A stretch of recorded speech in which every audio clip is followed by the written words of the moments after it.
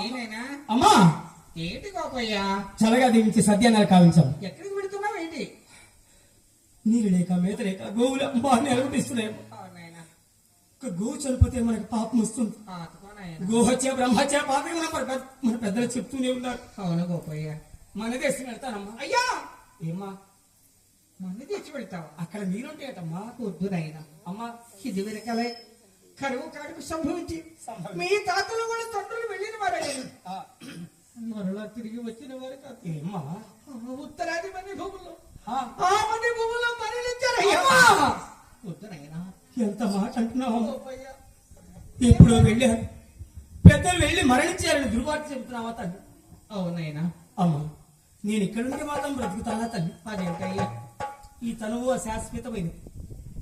పంచపక్ష పరమాణాలతో ఈ తనువును పోషించిన గోపయ్య అమ్మా నాయన.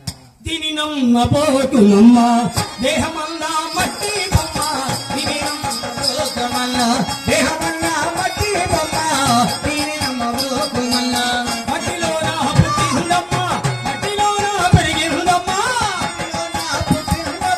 మట్టిలో నా పెరిగిందమ్మా, మట్టిలో నా ఏమయ్యమ్మా, పోయేనమ్మా, దీని నమ్మబోతుమన్నా దేహమన్నా మట్టి బొమ్మ, దీని నమ్మబోతుమన్నా ఆడిదాకా హవతుల తల్లి, ఆడిదాకా హవతుల తల్లి, కడకు ఎవరు రారే అమ్మా, దీని నమ్మబోతుమన్నా దేహమన్నా మట్టి బొమ్మ, దీని నమ్మబోతుమన్నా.